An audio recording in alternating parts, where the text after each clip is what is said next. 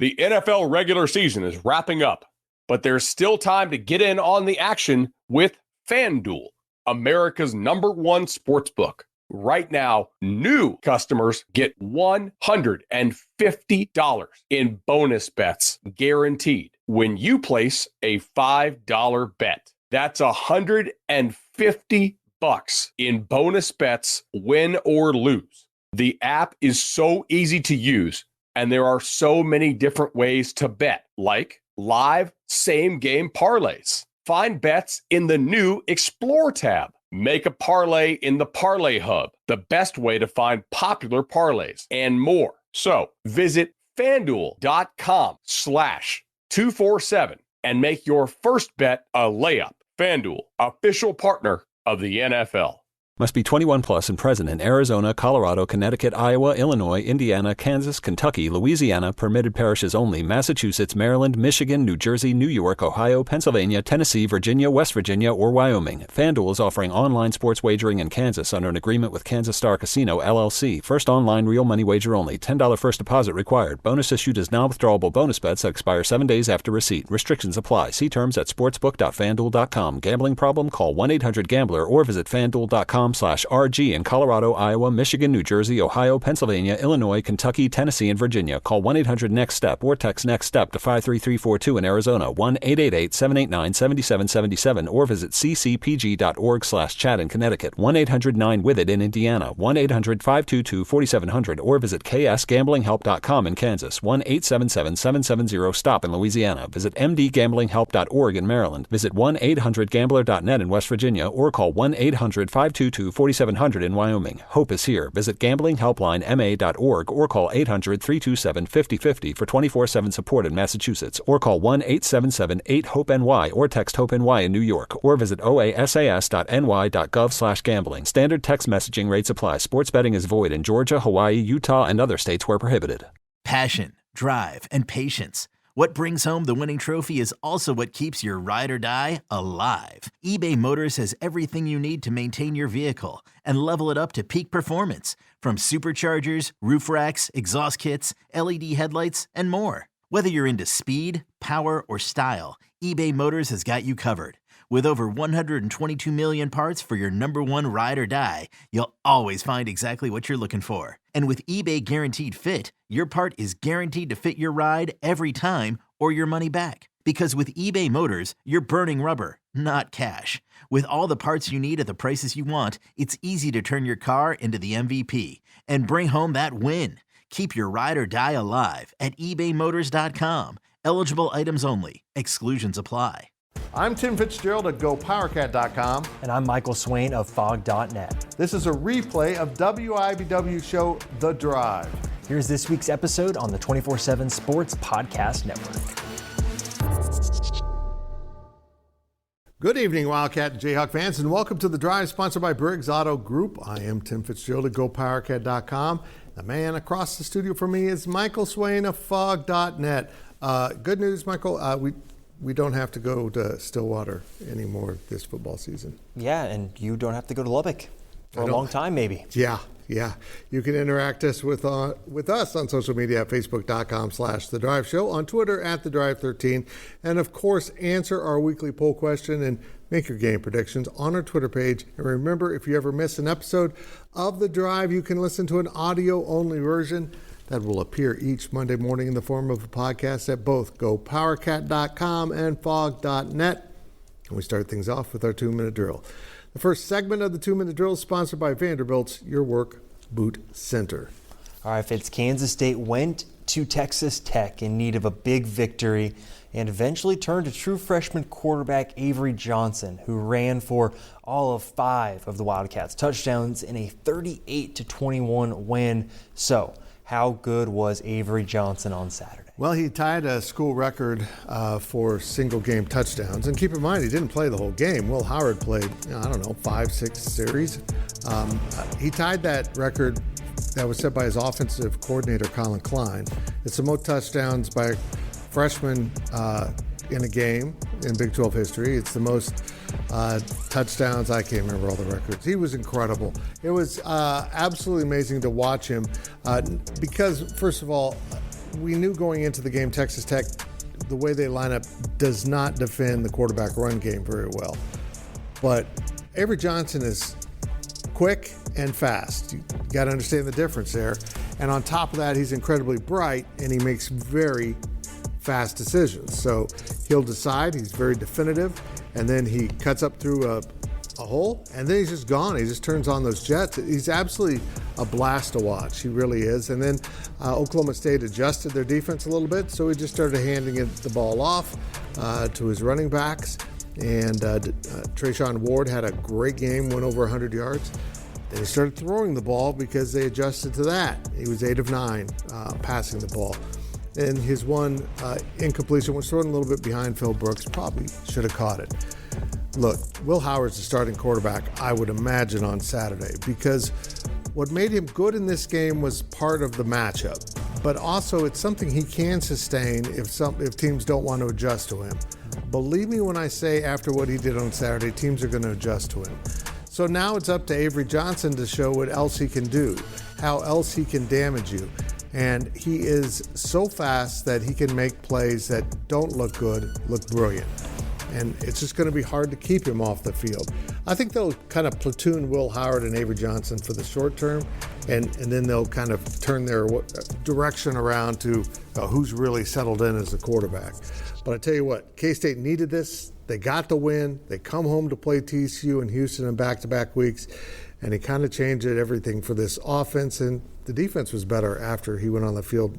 Michael, it's hard to explain how good quarterbacks do that, but they had interceptions on 3 straight Texas Tech possessions. Yeah, I thought Avery Johnson was awesome. And I think the thing that maybe gets overlooked with him is his athleticism. Yeah. He's a guy that coming out of high school was tabbed as one of the freaks of his class athletically, and he really showed it. And to show it as a freshman in a Big 12 game, right, look like one of the best athletes on the field, super impressive. I'm fascinated to see how Chris Kleiman uses him over the next few weeks. Yeah, he's just kind of got it all together. He's a very, very intelligent kid, too. Well, Kansas led for most of the second half in Stillwater, but KU's offense was nowhere to be found in the fourth quarter. The Jayhawks fell to the Cowboys 39-32. Michael, what did you make of KU's performance? It's another example that I think Kansas needs to play complementary football, right? Yeah. You look at the start of the game, KU's defense was nowhere to be found. It was like 2022 all over again with how easy Oklahoma State was cutting through KU. Then you go late in the game and it felt like kind of 2021, Lance Leipold's first year, where KU's offense just couldn't get anything going. And look, you have to give credit to Oklahoma State. They had an incredible game plan. They targeted Kansas with screen passes, with quick actions, doing things that really take advantage of the way KU plays defense. On the other side, Oklahoma State basically said, we're going to stop the run. We've got this 3-3-5 defense. We're going to have 6 guys in the box at all times. Your running back is going to have to make a linebacker miss, and those linebackers for Oklahoma State are really, really good. And as a result, Jason Bean answered the bell. He was incredible through 3 quarters, right? You're looking at being 1 touchdown away from tying a school record. 5 passing touchdowns is a career high. He surpassed 400 passing yards. He made some of the best throws he's made during his time in Lawrence. And then there's the interception. And I think the wheels really fell off from there. He didn't read the defense as well after that. He had some deflections and one of them was turned into an interception, but from there, things really unraveled, and KU's offense wasn't able to do much. The defense was able to get a couple stops, force some field goal attempts. They were fortunate with one of those being a miss, but in the end, you look at it, and KU did not play complementary football. The defense set up the offense late on, but the offense didn't answer the bell, where early in the game, it was the offense kind of bailing the defense out a little bit, where KU was able to stay in the game. And in the end, it's a performance where KU probably went into Stillwater, played a C-level game, and somehow was able to keep it and be an opportunity to probably win that game more often than not. I think that also speaks to the growth of the program, where this is a game that over the last 6 years, Kansas has lost by an average of about 53-13. So there is growth here, right, Fitz? But yeah. I think at the end of the day, Kansas needs to win football games, and they didn't play well enough as a collective to do that. Man, I just love this conference. It's just chaos. Complete and total chaos. Let's get to that now. Yeah, let's get to that, Fitz. West Virginia lost to Houston on Thursday. Both Iowa State and Oklahoma State have now won back-to-back games. Fitz, were we too quick to judge those 3 teams early in Big 12 play? I don't remember So many college football teams redefining themselves in the course of a season like this year. And it's happening all over the Big 12. West Virginia was supposed to be bad. I don't see any reason why they're not bad, and they're okay. But then as soon as we start to think they're good, they get into the top 25, they lose at Houston in the most disastrous way you could think of when they scored the go-ahead touchdown with 13 seconds to go. And they still gave up a touchdown. Meanwhile, Iowa State suddenly looks like a juggernaut because they found a quarterback. I could have told Matt Campbell a year ago, Matt Campbell, look, Hunter Deckers was never the guy. He wasn't a guy. Why you insisted on starting him when you had someone else to do it, I'll never know. You just look around this league. Oklahoma State was awful. They got schooled by South Alabama in Stillwater, and now they're winning games. And yeah, even like K-State, stunk it up last weekend in Stillwater and then looked so much better at Texas Tech, and Avery Johnson had a big part of that. This league's just chaotic. It's bizarre. Let me just tell you something. Someone told me, don't bet on Big 12 football. You're going to lose all your money. And that was my wife. My wife told me that. That's sound advice, Fitz. I would agree, though, and I think Oklahoma State, right, is the one that if you thought of a team that's going to figure it out, I think you'd bet on Mike Gundy, right? And I think you look at the situations Oklahoma State has been in over the last 2 weeks, right? I believe it was home underdog, which I'm not sure Mike Gundy has ever lost a game as a home dog, And so I think that one figures itself out over time, right? They're going to make a bowl game. But I think for me, West Virginia and Iowa State have been fascinating, where West Virginia is supposed to be bad, and they might still be bad. And yet they're able to kind of weasel their way into a really good start to the season. In Iowa State, you mentioned the quarterback, right? Rocco Becht looks a lot better when the offense is more open and they're not trying to fit a square peg into a round hole with a terrible offensive line and an okay run game. TCU looked awful last week at Iowa State and then trounced BYU to the point where I think beer sales in Provo set a record. They shouldn't have beer sales in Provo. Anyhow, now a quick look at your poll question results. The poll questions are brought to you by Midland Exteriors. Love the home you live in. Call today for a free estimate. I feel like this is a cold takes exposed moment because last week's question was, who should start at quarterback for K-State this week? Will Howard got 67% of the votes and Avery Johnson got 33%. So shout out to 33% of you. That's why democracy doesn't always work. Sometimes the majority is wrong. This week's question is this. We thought about asking the same question again, but let's go with this. Big 12 basketball media days are this week. Which Big 12 team will be the biggest challenge to Kansas in this new 14-school conference?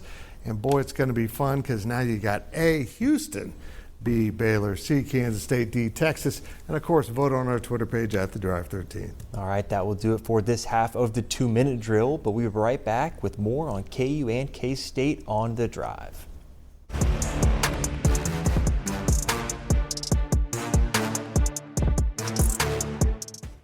With Blue Link Plus, you can access your Hyundai Tucson Limited remotely. Doors unlocked, temperature set, lost car found.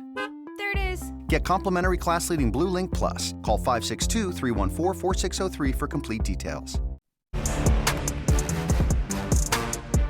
Welcome back to The Drive, fueled by BriggsAuto.com.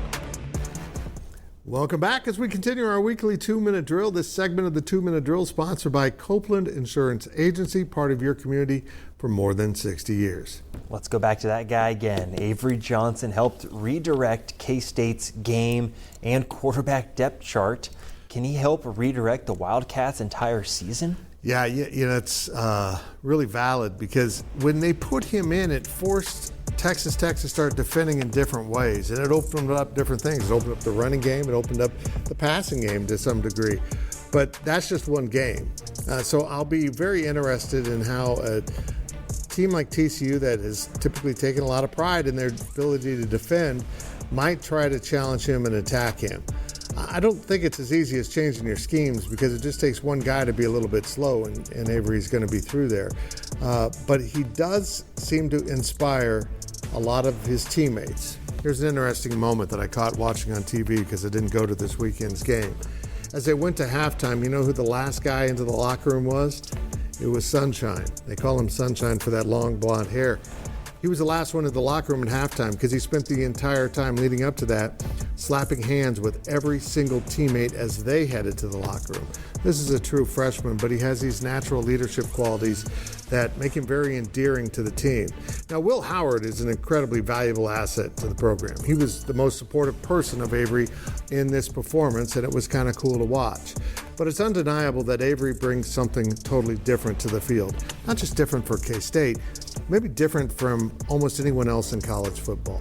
He's lightning quick, makes great decisions, throws good balls, and just like I said, has that thing about him that some quarterbacks make everything else look better for your team. There was a lot of rhythm to K-State's offense, and they got a lot more aggressive with them out there.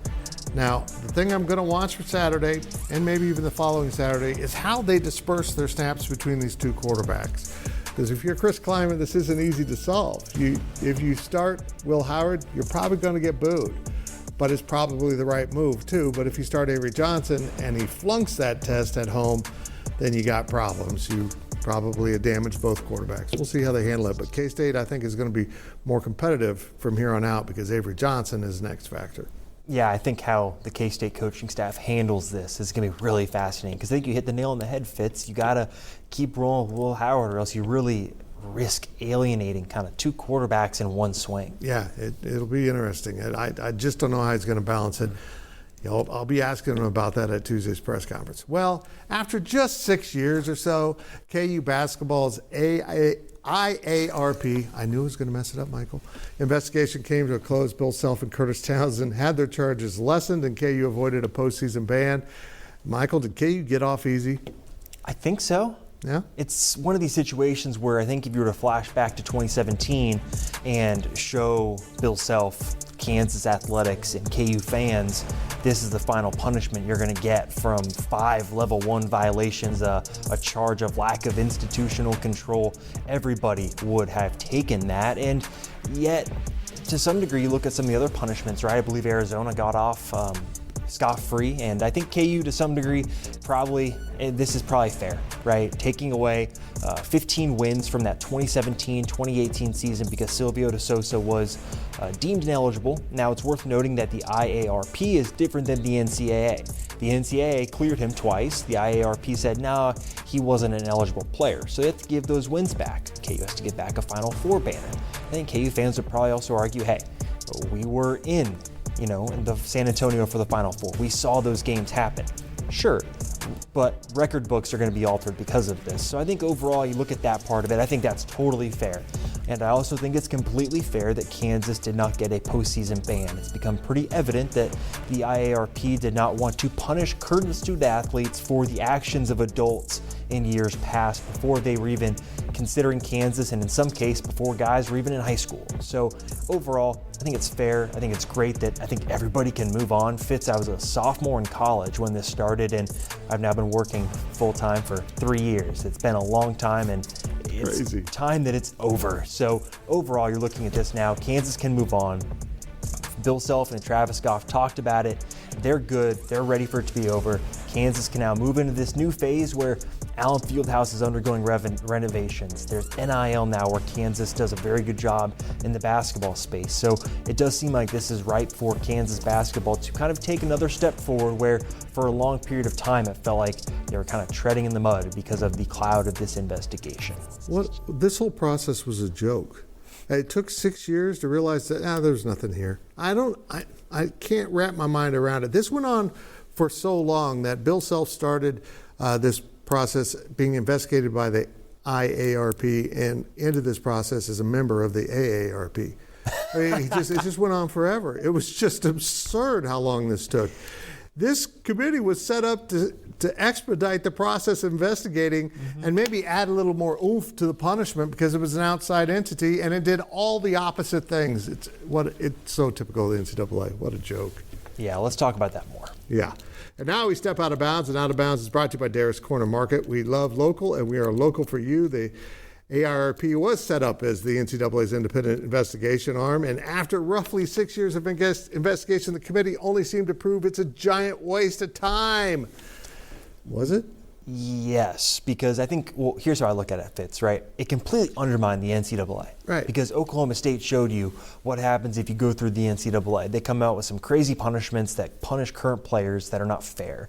And I think it also showed you that they kind of stuck their thumb up at what the NCAA considers some of its rules. Now, name, image, and likeness, the transfer portal has changed a lot of this now, where I think the views of it are a lot different than they were 6 years ago. But yeah, in hindsight, it was a committee that is rightfully being disbanded.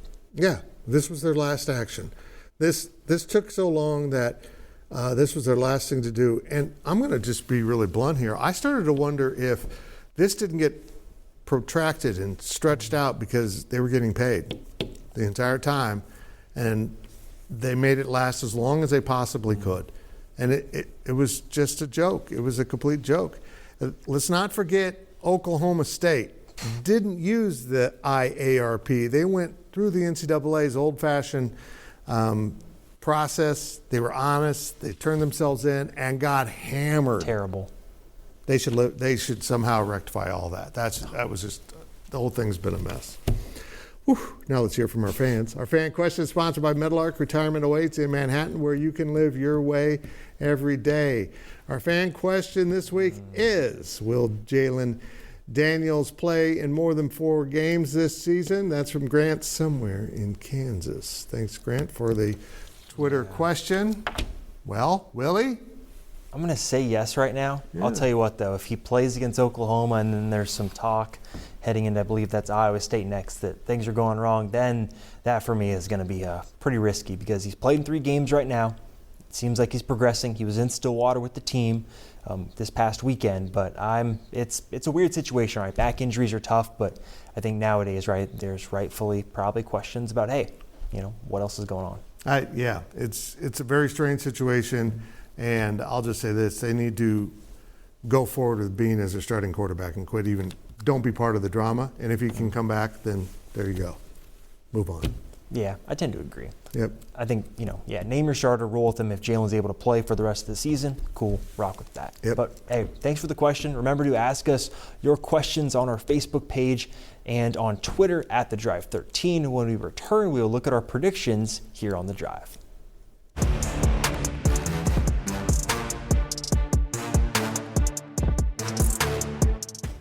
Selling a little or a lot?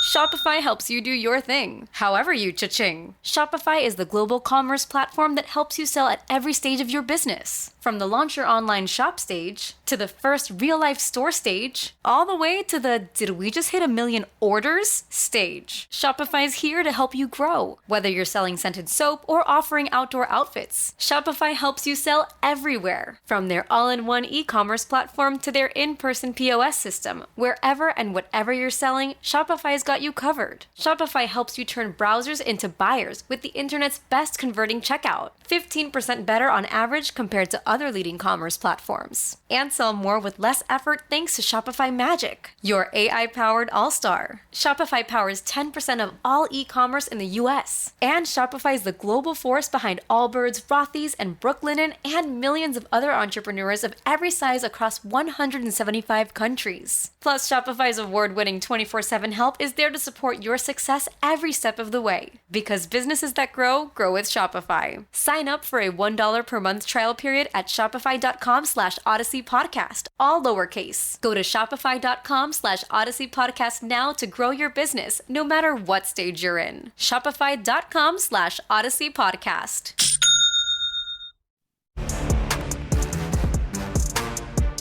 Welcome back to The Drive, fueled by BriggsAuto.com. It's time to head down the home stretch of this week's show, and now let's take a look at our predictions. Predictions are brought to you by Kites, meeting your friends at Kites since 1954. And remember to make your weekly predictions on our Twitter page at The Drive 13. Here are last week's results. Nope. The fans were very good at 2-1. I was incredible at 2-1, and Michael went 1-2. Wah, wah. Let's speed through these. Okay. Now here's this week's picks. KU's off, so we've got K-State playing host to TCU. K-State's a 7.5-point favorite. Michael, what you say? I'll take TCU. I think that's a lot of points, and I like the momentum TCU has. I'll stick with K-State, but I'm pretty confident the purple team's going to win. Next up is Cincinnati going to play Baylor on the road. We have this as a pick'em. I'm going to take Baylor and not feel good about it. I will take Cincinnati and also not feel good about it. Checkmate. And our last game of the week is West Virginia and Oklahoma State in Morgantown. So West Virginia is basically a 2.5-point home field favorite. I'll take the Mountaineers reluctantly. I'll take Oklahoma State. I liked what I saw from them, even if I didn't think it was a perfect performance. We're short on time, but do you feel good about a single one of your picks? No. Yeah, I don't either.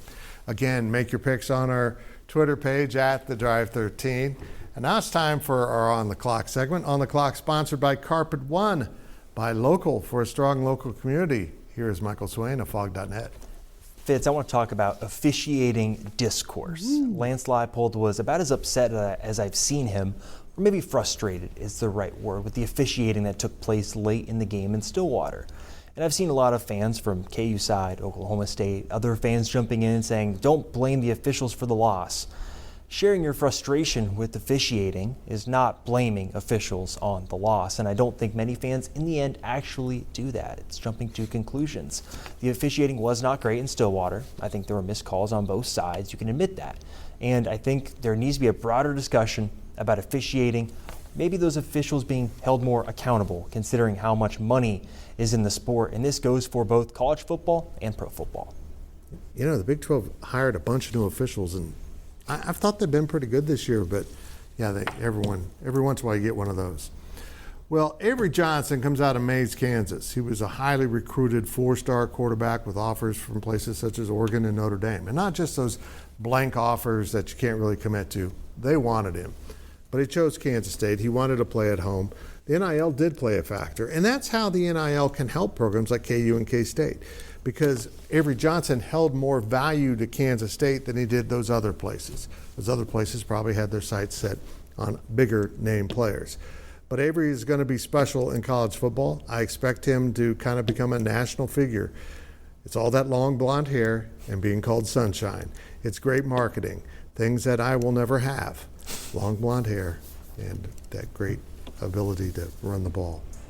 That's it for this edition of The Drive. We'll see you next week right here and all week on social media.